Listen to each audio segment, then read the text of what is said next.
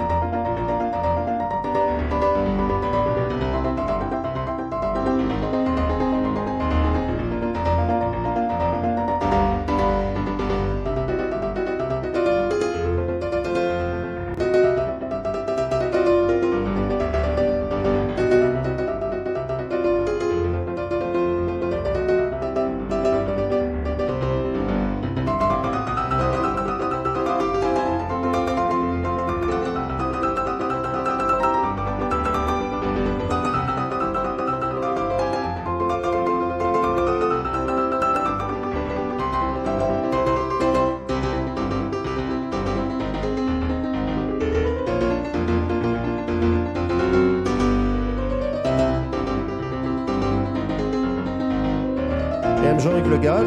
I am President of CNES, the French Space Agency, and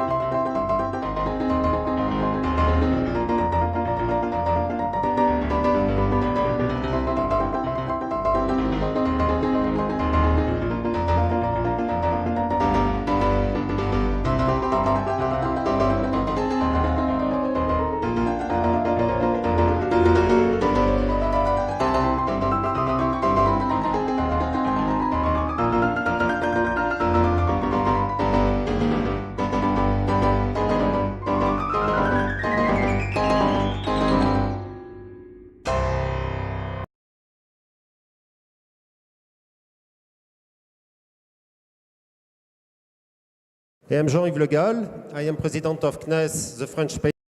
I'm Jean-Yves Le Gall. I am President of CNES, the French Space Agency, and the President-elect of the International Astronautical Federation. And it is my pleasure to welcome you here at the 67th International Astronautical Congress. Elon Musk is founder, CEO, and lead designer of SpaceX. Elon founded SpaceX in 2002 with the goal of revolutionizing space technology and ultimately enabling humans to become a multiplanetary species, and that's the plan is going to lay out for us today.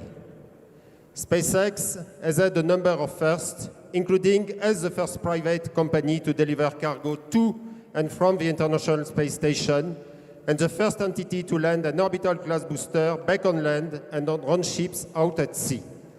Please join me in welcoming Elon Musk. Thank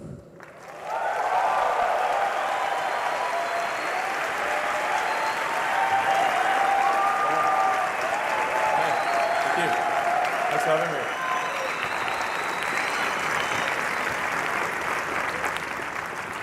All right, so thank you very much for having me. Look forward to talking about the SpaceX Mars architecture, and what I really want to try to achieve here is to make Mars seem possible, make it seem as though it's something that we can do in our lifetimes, and that you can go. And is there really a way that anyone could go if they wanted to? I think that's really the important thing. So, I mean, first of all, why go anywhere, right? I think there are really two fundamental paths. History is going to bifurcate along two directions. One path is we stay on Earth forever, and then there will be some eventual extinction event. I don't have an immediate doomsday prophecy, but it's eventually, history suggests there will be some doomsday event. The alternative is to become a spacefaring civilization and a multi-planet species, which I hope you would agree that is the right way to go. Yes?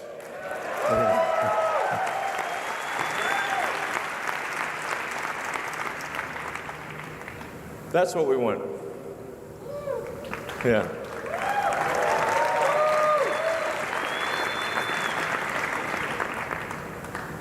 So how do we figure out how to take you to Mars and create a self-sustaining city, a city that is not merely an outpost but could become a planet in its own right, and for us, thus we could become a truly multi-planet species.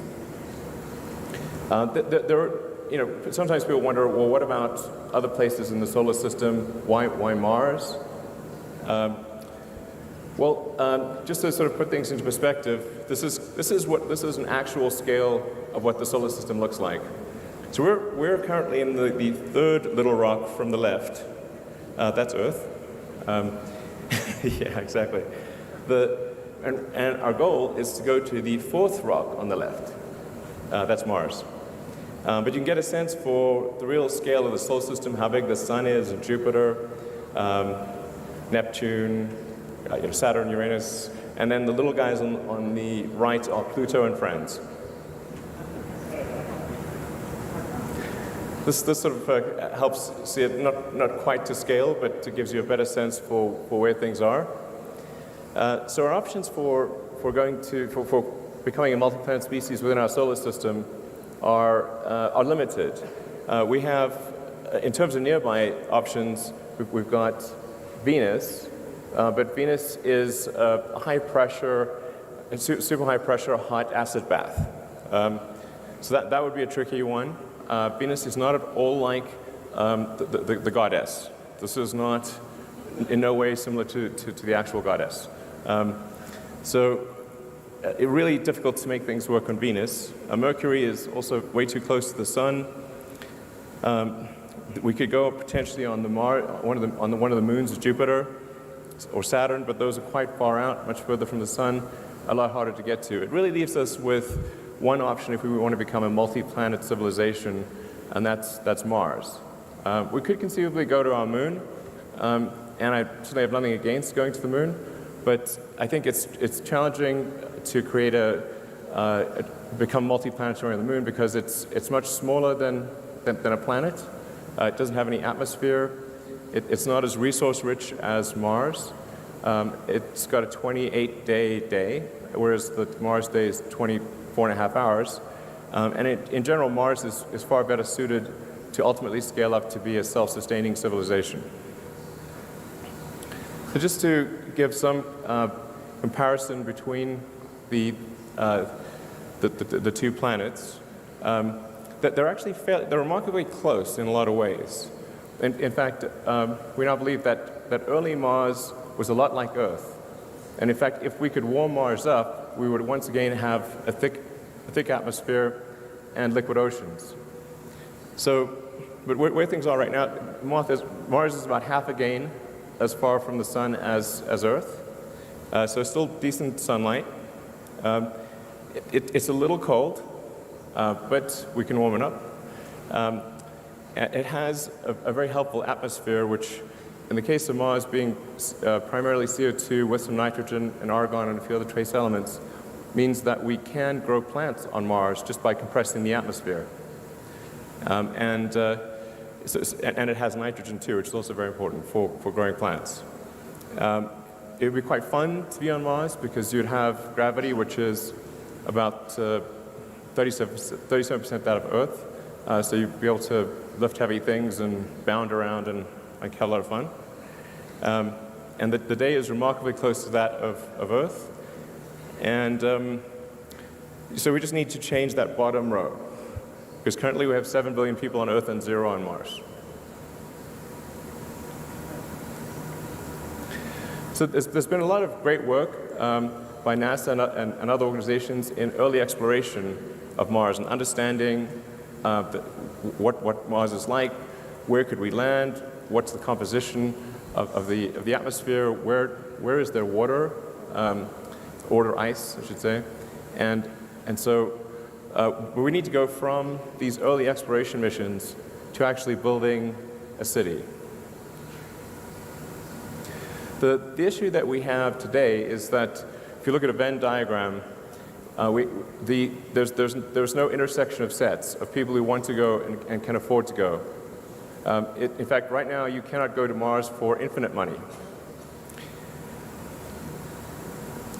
Using traditional methods, if taking sort of Apollo-style approach, an optimistic cost number would be about $10 billion a person. So for example, the Apollo program, the cost estimates are somewhere between 100 to $200 billion in current year dollars.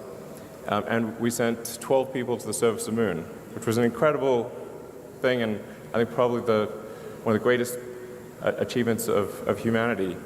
But that is a steep price to pay for a ticket. That's why these circles only just barely touch. So you can't create a self-sustaining civilization if the ticket price is $10 billion a person. What we need is to move those circles together. And if we can get the cost of moving to Mars to be roughly equivalent to a median house price in the US, which is around $200,000, then I think the probability of establishing a self-sustaining civilization is very high. I think it would almost certainly occur. Not everyone would want to go. In fact, I think a relatively small number of people from Earth would want to go, but enough would want to go and who could afford the trip that it would happen. And people can get sponsorship, and I think it gets to the point where almost anyone, if they saved up and this was their goal, they could ultimately save up enough money to buy a ticket and move to Mars. And Mars would have a labor shortage for a long time, so jobs would not be in short supply. So but it is a bit tricky because we have to figure out how to improve the cost of trips to Mars by 5 million%. So this is not easy. And I mean, it sounds like virtually impossible, but I think there are ways to do it. This translates to an improvement of approximately 4.5 orders of magnitude. These are the key elements that are needed in order to achieve the 4.5 order of magnitude improvement. Most of the improvement would come from full reusability, somewhere between 2 and 2.5 orders of magnitude, and then the other 2 orders of magnitude would come from refilling in orbit, propellant production on Mars, and choosing the right propellant. So I'm going to go into detail on all those. Full reusability is really the super hard one. It's very difficult to achieve reusability for even an orbital system, and that challenge becomes even substantially greater for a system that has to go to another planet. But as an example of the difference between reusability and expendability in aircraft, and this you could actually use any form of transport. You could say a car, bicycle, horse. If they were single use, almost no one would use them. It would be too expensive. But with frequent flights, you can take something like an aircraft that costs $90 million, and if it was single use, you'd have to pay $500,000 per flight. But you can actually buy a ticket on Southwest right now from LA to Vegas for $43, including taxes. So that's a massive improvement. Right there, it's showing a 4 order of magnitude improvement. Now this is harder. The reusability doesn't apply quite as much to Mars because the number of times that you can reuse the spaceship is, the spaceship part of the system is left less often because the Earth-Mars rendezvous only occurs every 26 months. So you get to use the spaceship part roughly every 2 years. Now you get to use the booster and the tanker as frequently as you'd like. And so that's why it really makes a lot of sense to load the spaceship into orbit with essentially tanks dry and have it have really quite big tanks that you then use the booster and tanker to refill while it's in orbit and maximize the payload of the spaceship so that when it goes to Mars, you really have a very large payload capability.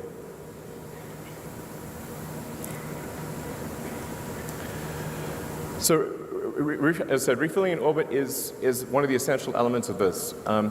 Without refilling in orbit, you would have a half order of magnitude impact roughly on the cost. By half order of magnitude, I think the audience mostly knows, but what that means is each order of magnitude is a factor of 10. So not refilling in orbit would mean a 500% roughly increase in the cost per ticket. It also allows us to build a smaller vehicle and lower the development cost, although this vehicle is quite big, but it would be much harder to build something that's 5 to 10 times the size.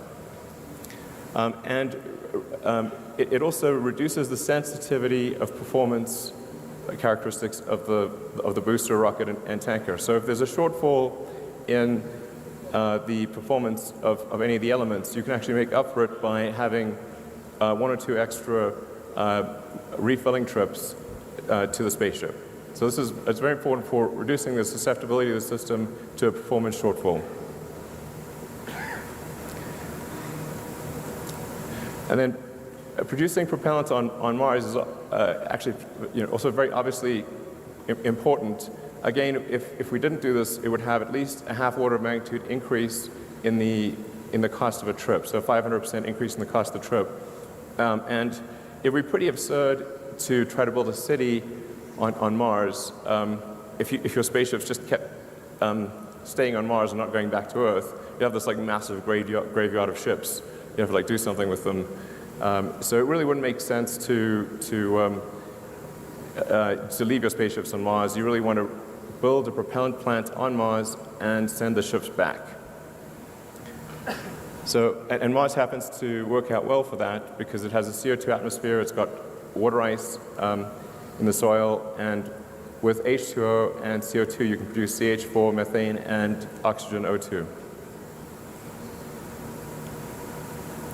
So picking the right propellant is also important. Think of this as maybe there's 3 main choices, and they have their merits, but kerosene or rocket propellant grade kerosene, which is also what jets use. Rockets use a very expensive form, a highly refined form of jet fuel essentially, which is a form of kerosene. It helps keep the vehicle size small, but because it's a very specialized form of jet fuel, it's quite expensive. The reusability potential is lower. Very difficult to make this on Mars because there's no oil. So really quite difficult to make the propellant on Mars. and then propellant transfer is pretty good, but not great. Hydrogen, although it has a high specific impulse, is very expensive, incredibly difficult to keep from boiling off, because liquid hydrogen is very close to absolute zero as a liquid. So the insulation required is tremendous, and the cost of the energy cost on Mars of producing and storing hydrogen is very high. So when we looked at the overall system optimization, it was clear to us that that methane actually was the clear winner. So it would require maybe anywhere from 50 to 60% of the energy on Mars to refill propellant using the propellant depot, and just the technical challenges are a lot easier. So we think methane is actually better on just really almost across the board. And we started off initially thinking that hydrogen would make sense, but ultimately came to the conclusion that the best way to optimize the cost per unit mass to Mars and back is to use an all-methane system, or technically deep cryomethalogs. So those are the four elements that need to be achieved.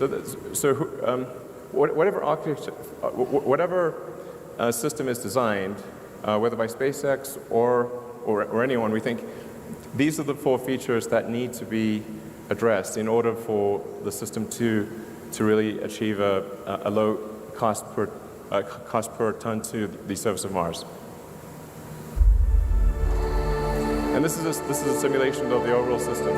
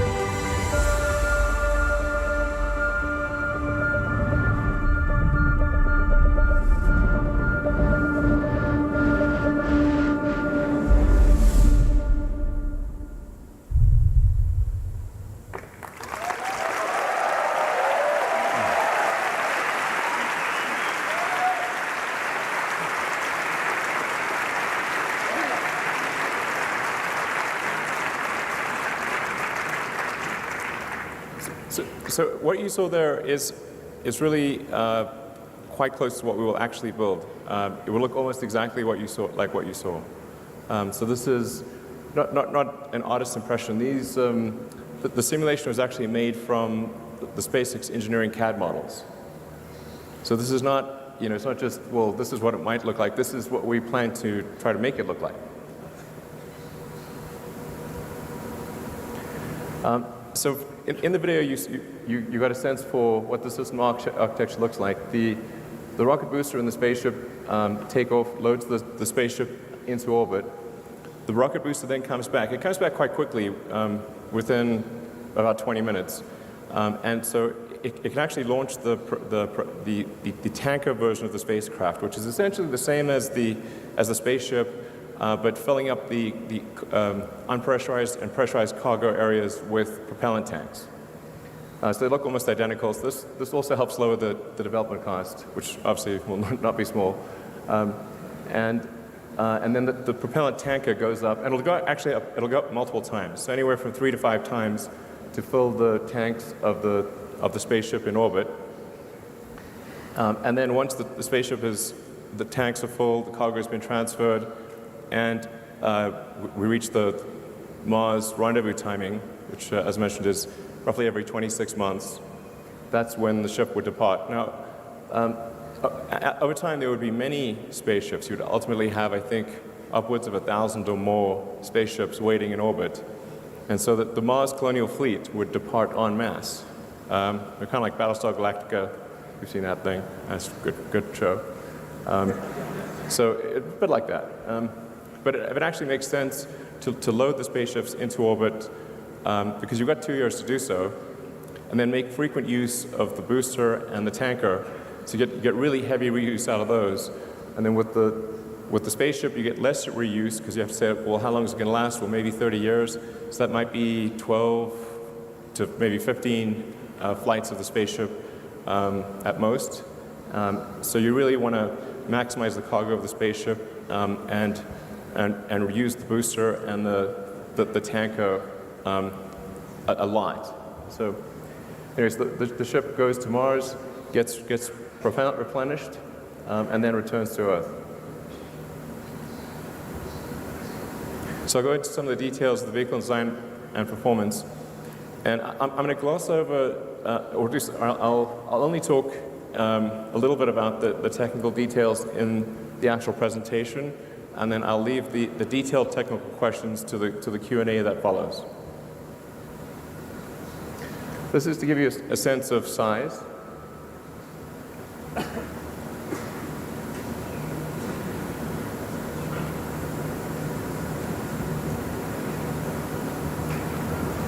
So it's quite big.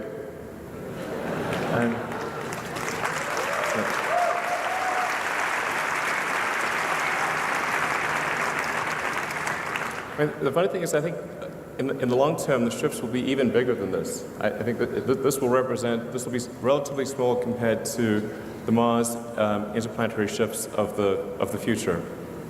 But it kind of needs to be about this size, because if in order to fit 100 people or thereabouts in the pressurized section, plus carry the luggage and all of the unpressurized cargo, to build propellant plants and build everything from iron foundries to pizza joints to you name it, but we need to carry a lot of cargo.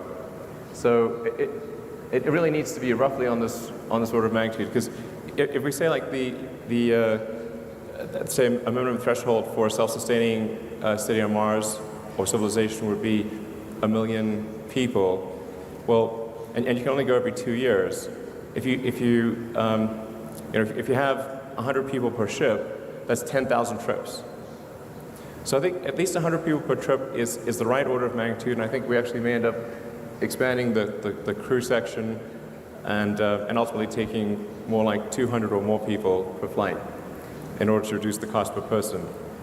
So, but it's 10,000 flights is a lot of flights.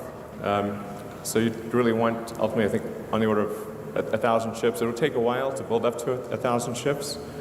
And so I think if you say, when would we reach that million-person threshold, from the point at which the first ship goes to Mars, it's probably somewhere between 20 to 50 total Mars rendezvous.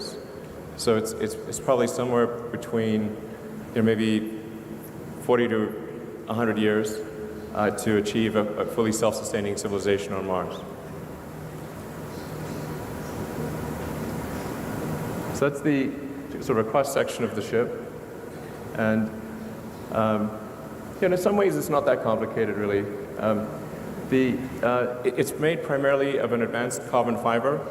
The carbon fiber part is tricky when dealing with deep cryogens and trying to achieve both liquid and gas impermeability and not have gaps occur due to cracking or pressurization that would make the carbon fiber leaky. So this is a fairly significant technical challenge to make deeply cryogenic tanks out of carbon fiber.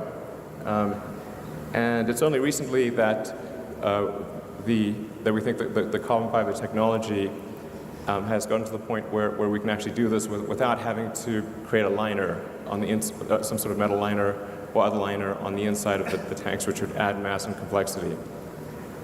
So it's particularly tricky for the hot gaseous oxygen pressurization. So this is designed to be autonomously pressurized, which means that the fuel and the oxygen, we gasify them through heat exchanges in the engine and use that to pressurize the tanks. So we'll gasify the methane and use that to pressurize the fuel tank, gasify the oxygen, use that to pressurize the oxygen tank. And this is a much simpler system than what we have with Falcon 9, where we use helium for pressurization and we use nitrogen for gas thrusters. In this case, we would autonomously pressurize and then use gaseous methane and oxygen for the control thrusters.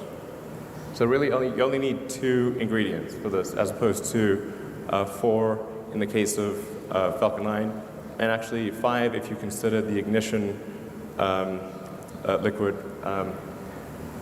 So we use a sort of complicated liquid to ignite the engines that isn't very reusable. In this case, we would use spark ignition.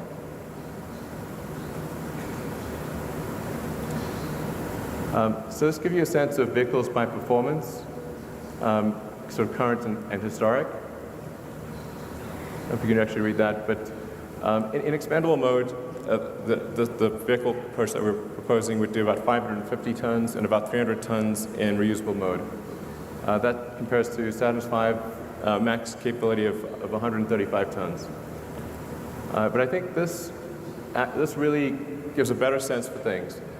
The white bars show the performance of the vehicle, like in other words, the payload to orbit of the vehicle. So you can see essentially what it represents is what's the size efficiency of the vehicle. And most rockets, including ours that are currently flying, the performance bar is only a small percentage of the actual size of the rocket. But with the interplanetary system, which will initially be used for Mars, we've been able to, or we believe, massively improve the design performance. So it's the first time a rocket's sort of performance bar will actually exceed the physical size of the rocket.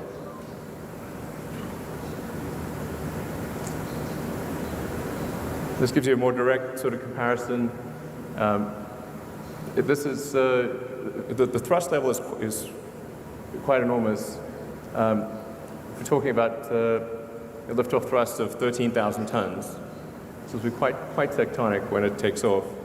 But it does fit on Pad 39A, which NASA's been kind enough to allow us to use, where because they somewhat oversized the pad in doing Saturn V, and as a result, we can actually do a much larger vehicle on that same launch pad. And then in the future, we expect to add additional launch locations, probably adding one on the south coast of Texas. But this gives you a sense of the relative capability if you can read those.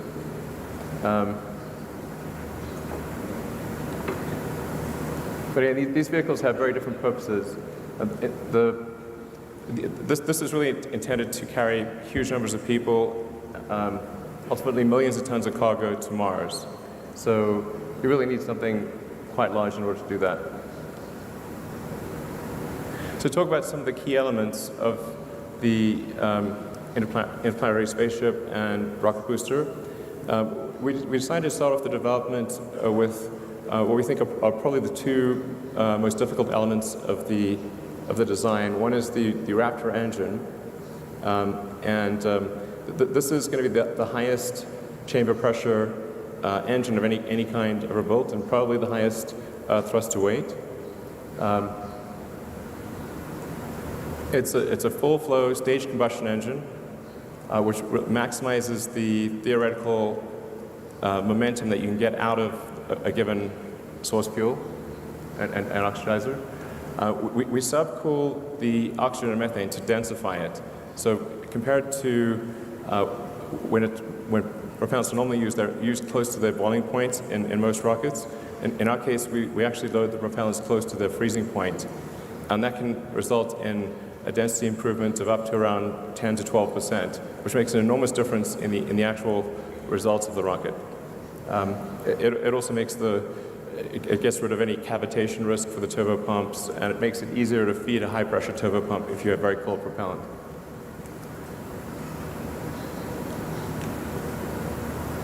Really, one of the keys here, though, is the vacuum version of Raptor having a 382-second ISP.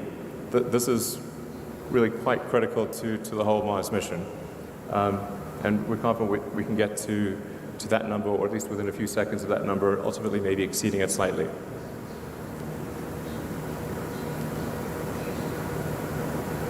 So the rocket booster, in many ways, is really a scaled-up version of the Falcon 9 booster. You'll see a lot of similarities, such as the grid fins, obviously clustering a lot of engines at the base, and the big difference really being that the primary structure is an advanced form of carbon fiber as opposed to aluminum lithium, and that we use autogenous pressurization and we get rid of the helium and the nitrogen. So this uses 42 Raptor engines. It's a lot of engines, but we use 9 on a Falcon 9, and with Falcon Heavy, which should launch early next year, there's 27 engines on the base. So we've got pretty good experience with having a large number of engines. It also gives us redundancy, so that if some of the engines fail, you can still continue the mission and be fine. But the main job of the booster is to accelerate the spaceship to around 8,500 kilometers an hour. For those that are less familiar with orbital dynamics, really it's all about velocity and not about height. So really that's the job of the booster. The booster is like the javelin thrower. Sort of, it's got to toss that javelin, which is the spaceship. In the case of other planets, though, which have a gravity well which is not as deep, so Mars, the moons of Jupiter, conceivably one day maybe even Venus. Well, Venus will be a little trickier, but for most of the solar system, you only need the spaceship. So you don't need the booster if you have a lower gravity well. So no booster is needed on the Moon or Mars or any of the moons of Jupiter or Pluto. You just need the spaceship. The booster is just there for heavy gravity wells. And then we've also been able to optimize the propellant needed for boost back and landing to get it down to about 7% of the liftoff propellant load. We think with some optimization, maybe we can get it down to about 6%. And we've also are now getting quite comfortable with the accuracy of the landing. If you've been watching the Falcon 9 landings, you'll see that they're getting increasingly closer to the bullseye. And we think, particularly with the addition of some thrusters, some maneuvering thrusters, we can actually put the booster right back on the launch stand. And then those fins at the base are essentially centering features to take out any minor position mismatch at the launch site.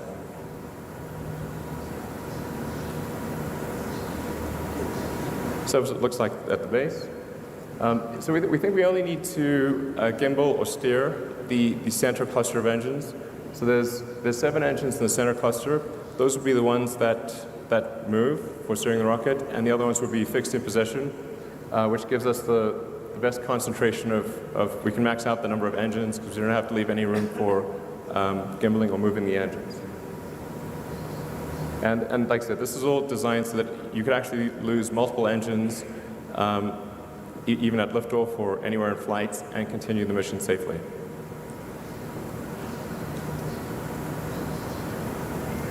So for the spaceship itself, in the top we have the pressurized compartment, and I'll show you a fly-through of that in a moment. Then beneath that is where we'd have the unpressurized cargo, which would be really flat-packed in a very dense format. And then below that is the liquid oxygen tank. The liquid oxygen tank is probably the hardest piece of this whole vehicle because it's got to handle propellant at the coldest level.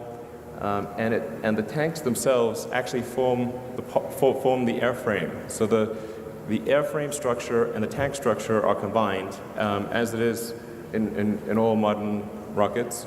And in aircraft, for example, the wing is really a fuel tank in wing shape. So that it has to take the thrust loads of ascent, the loads of reentry, and then it has to be impermeable to gaseous oxygen, which is tricky, and non-reactive to gaseous oxygen. So that's the hardest piece of the spaceship itself, which is actually why we started on that element as well, and I'll show you some pictures of that later. So, and then below the oxygen tank is the fuel tank, and then the engines are mounted directly to the thrust cone on the base. And then there are 6 of the high efficiency vacuum engines around the perimeter, and those don't gimbal. And then there are 3 of the sea level versions of the engine which do gimbal and provide the steering. Although we can do some amount of steering if you're in space with differential thrust on the outside engines. The net effect is a cargo to Mars of up to 450 tons, depending upon how many refills you do with the tanker.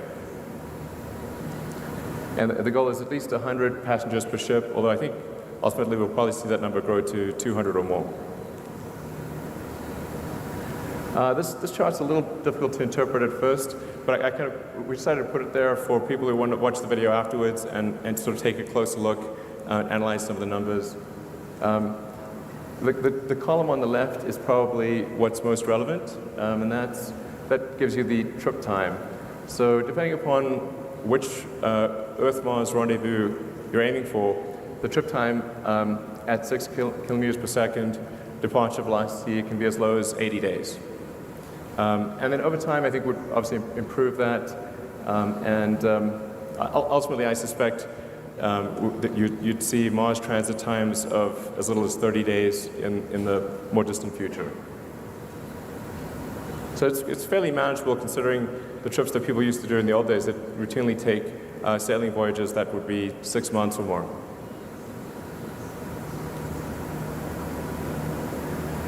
So on arrival, the heat shield technology is extremely important.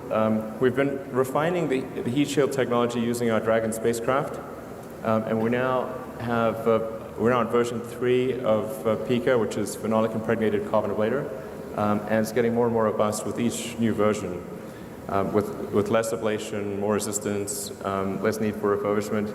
The heat shield is basically a giant brake pad. So it's like how good can you make that brake pad against extreme reentry conditions and minimize the cost of refurbishment and make it so that you could have many flights with no refurbishment at all.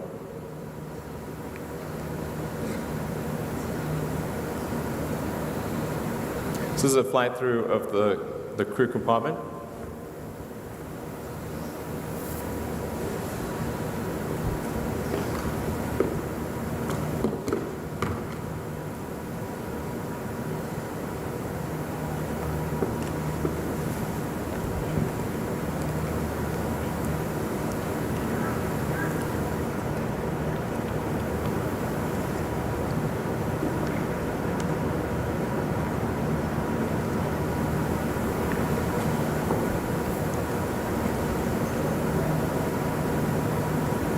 just want to give you a sense of what it would feel like to actually be in the spaceship.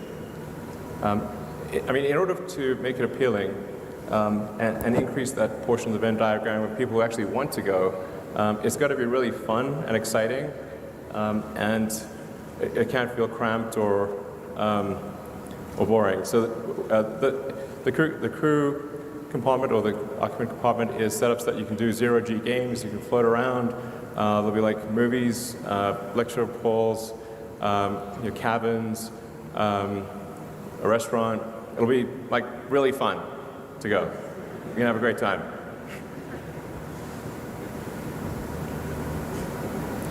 So about the propellant plant on Mars. Again, this is one of those slides that I won't go into in detail here, but people can think about offline. The key point being that the ingredients are there on Mars to create a propellant plant with relative ease. Because the atmosphere is primarily CO2, and there's water ice almost everywhere, you've got the CO2 plus H2O to make methane CH4 and oxygen O2 using the Sabatier reaction. The trickiest thing really is the energy source, which we think we can do with a large field of solar panels.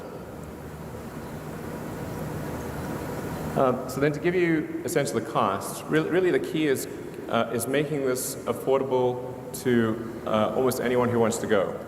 And we think based on this architecture, assuming optimization over time, like the very first flights would be fairly expensive, but the architecture allows for a cost per ticket of less than $200,000. Maybe as little as $100,000 over time, depending upon how much mass a person takes. So we're right now estimating about $140,000 per ton to the surface of Mars. So if a person plus the luggage is less than that, taking into account food consumption and life support, then we think that the cost of moving to Mars ultimately could drop below $100,000.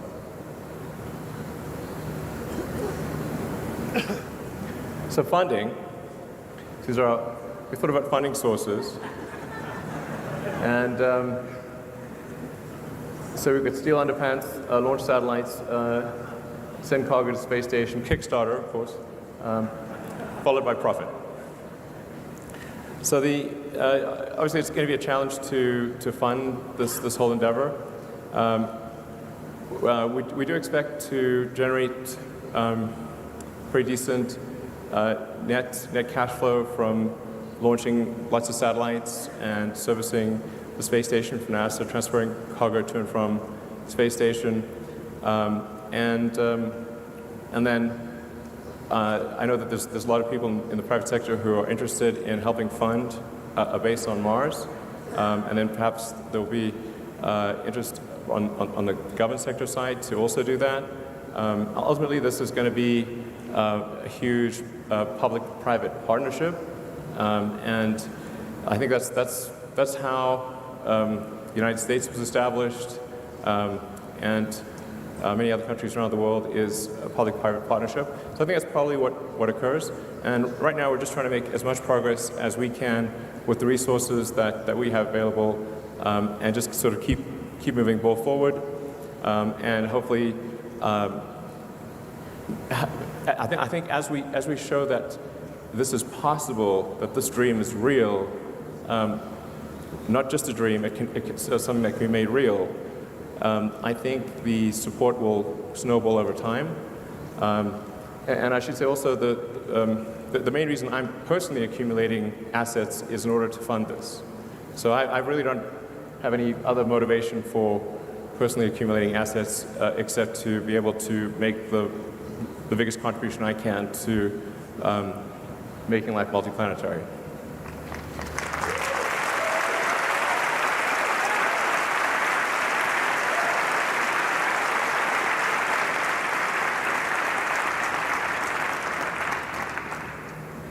Timelines. I'm not the best at this sort of thing, but just to show you where we started off. In 2002, SpaceX basically consisted of carpet and a mariachi band. That was it. That's all of SpaceX in 2002. As you can see, I'm a dancing machine.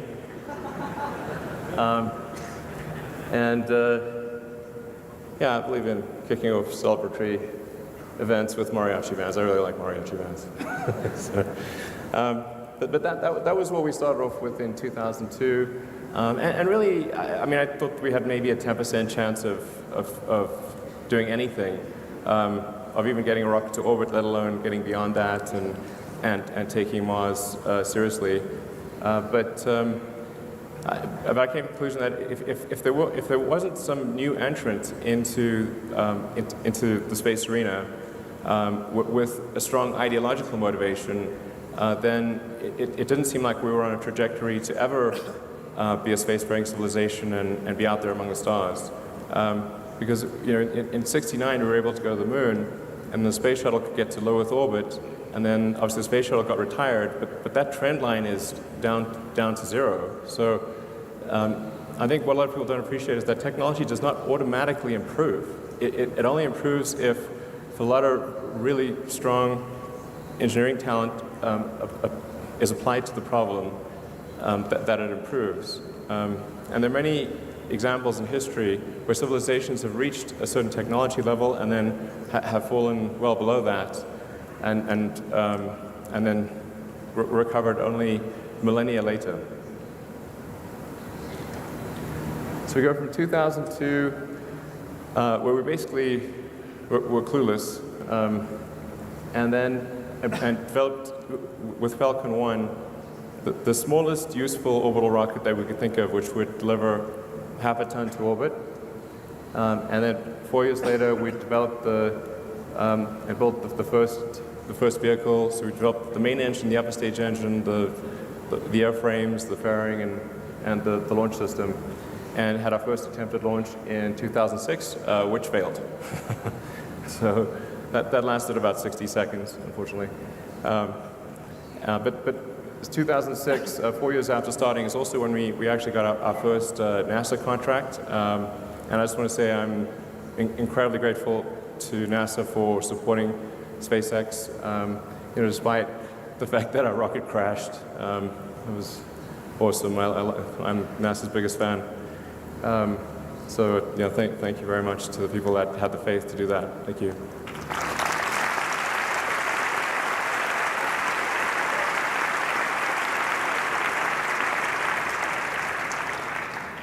So then 2006, followed by a lot of grief, and then finally the fourth launch of Falcon 1 worked in 2008, and we were really down to our last pennies.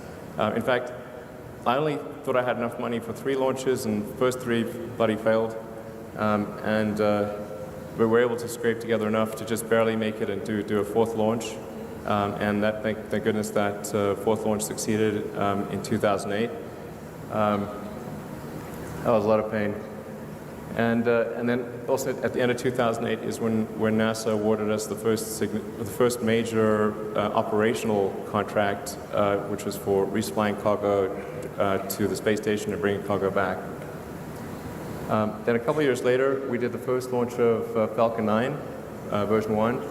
And that had about a 10-ton to orbit capability, so it was about 20 times the capability of Falcon 1.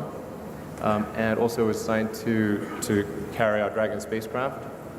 Then 2010 is our first mission to the space station, so we were able to finish development of Dragon and dock with the space station in 2010. 2010 is expendable Dragon. 2012 is when we delivered and returned cargo from the space station. 2013 is when we first started doing vertical takeoff and landing tests. And then 2014 is when we were able to have the first orbital booster do a soft landing in the ocean. The landing was soft, it fell over and exploded, but the landing, for 7 seconds, it was good. And we also improved the capability of the vehicle from 10 tons to about 13 tons to LEO. And then 2015, well, last year, in December, that was definitely one of the best moments of my life when the rocket booster came back and landed at Cape Canaveral. So that was really, yeah.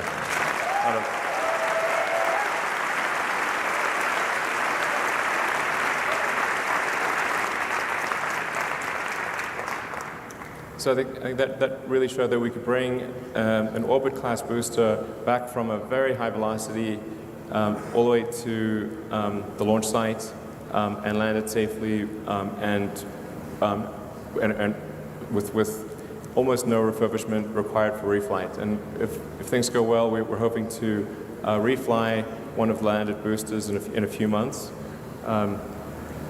So yeah, and then 2016 we also demonstrated landing on a ship. The landing on the ship is important for the very high velocity geosynchronous missions, and that's important for usability of Falcon 9 because about roughly a quarter of our missions are sort of servicing the space station, and then there's a few other low Earth orbit missions, but most of our missions, probably 60% of our missions are commercial geo missions. So we've got to do these high velocity missions that really need to land on a ship out to sea. They don't have enough propellant on board to boost back to the launch site. So looking into the future, next steps.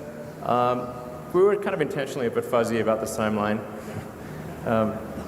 but we're going to try to make as much progress as we can. Obviously, it's with a very constrained budget, but we're going to try to make as much progress as we can on the elements of the interplanetary transport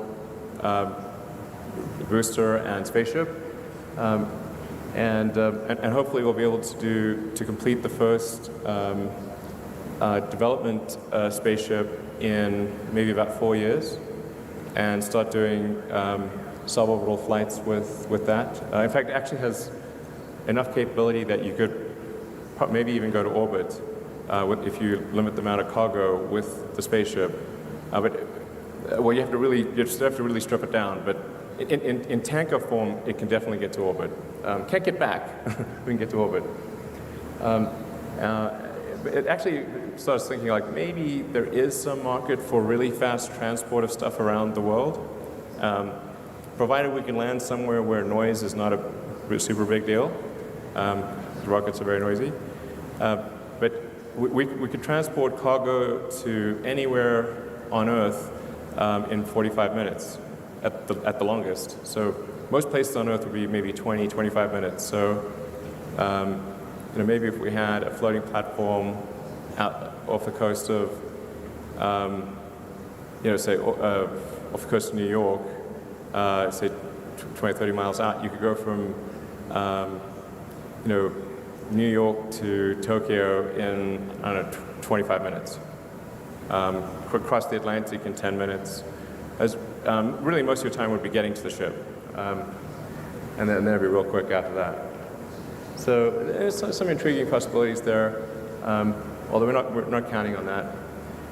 And then development of the booster. We actually think the booster part is relatively straightforward because it amounts to a scaling up of the Falcon 9 booster.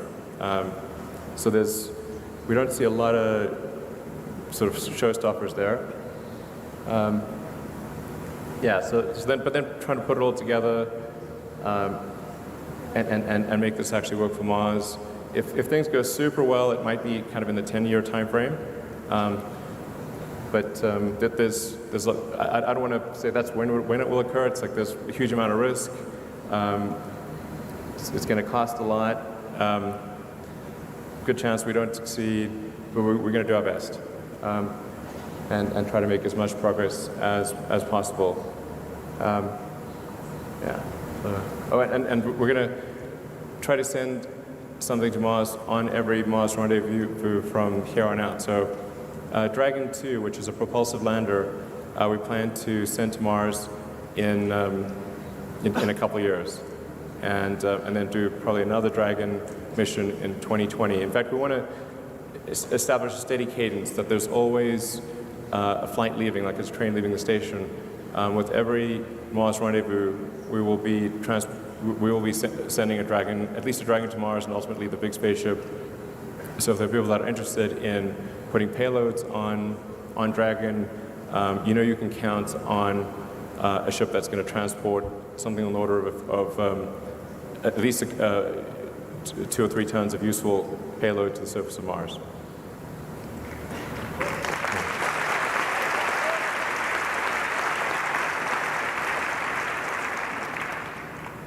Yes, that's part of the reason why we designed Dragon 2 to be a propulsive lander. Is as a propulsive lander, you can go anywhere in the solar system. So you could go to the moon, you could go to, well, anywhere really. Whereas if something relies on parachutes or wings, then you can pretty much only, well, if it's wings, you can pretty much only land on Earth because you need a runway, and most places don't have a runway. And then any place that doesn't have a dense atmosphere, you can't use parachutes. So, but propulsive works anywhere. So Dragon should be capable of landing on any solid or liquid surface in the solar system. And then I was really excited to see that the team managed to do the all-up Raptor engine firing in advance of this conference. I just want to say thanks to the Raptor team for really working 7 days a week to try to get this done in advance of the presentation. Because I really wanted to show that we've made some hardware progress in this direction. And the Raptor is a really tricky engine. It's a lot trickier than Merlin because it's a full flow stage combustion, much higher pressure.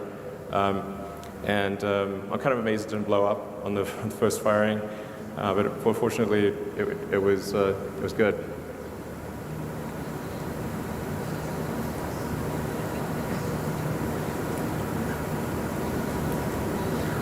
I think it's kind of interesting to see the Mach diamonds forming. Yeah.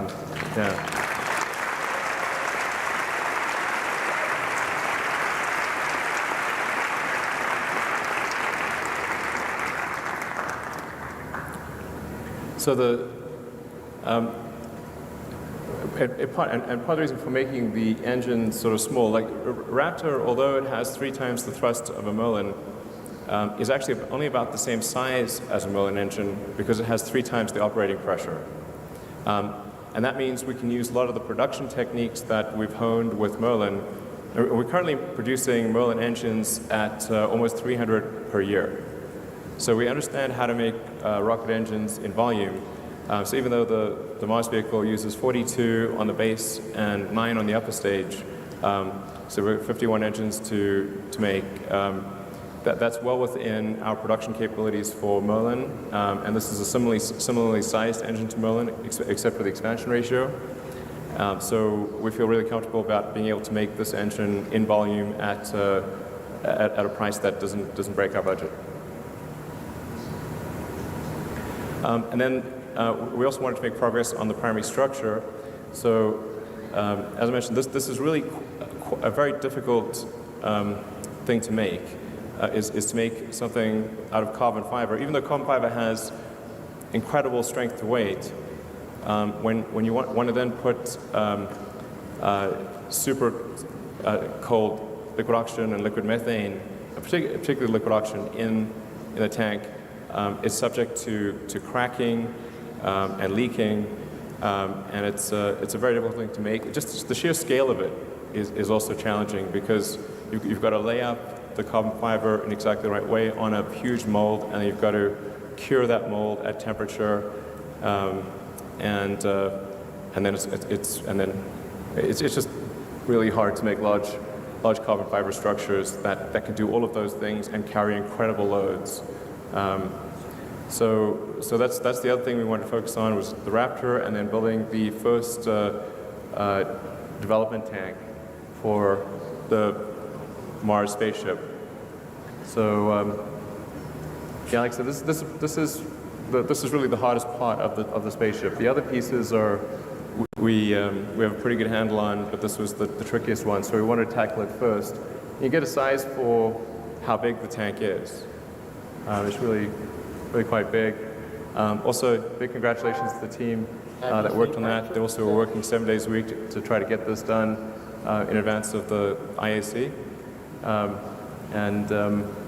So that we managed to build the first tank, and the initial tests with cryogenic propellant actually look quite positive. We have not seen any leaks or major issues. This is what the tank looks like on the inside.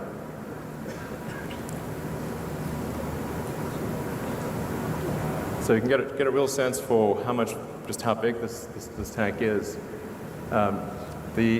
It's actually completely smooth on the inside, but the way that the carbon fiber plies lay up and reflect the light makes it look faceted. So then what about beyond Mars? So as we thought about the system, and the reason we call it a system, because generally I don't like calling things systems because everything's a system, including your dog, is that it's actually more than a vehicle. There's obviously the rocket booster, the spaceship, the tanker, and the propellant plant, the in situ propellant production. If you have all of those four elements, you can actually go anywhere in the solar system by planet hopping or moon hopping. So by establishing a propellant depot in the asteroid belt or on one of the moons of Jupiter, you can make flights from Mars to Jupiter, no problem. In fact, even without a propellant depot at Mars, you can do a flyby of Jupiter without a propellant depot. But by establishing a propellant depot, let's say Enceladus or Europa or any of there's a few options. And then doing another one on Titan, Saturn's moon, and then perhaps another one further out on Pluto or elsewhere in the solar system. This system really gives you freedom to go anywhere you want in the greater solar system. So you can actually travel out to the Kuiper Belt, to the Oort cloud. I wouldn't recommend this for interstellar journeys, but this basic system, provided we have filling stations along the way, means full access to the entire greater solar system.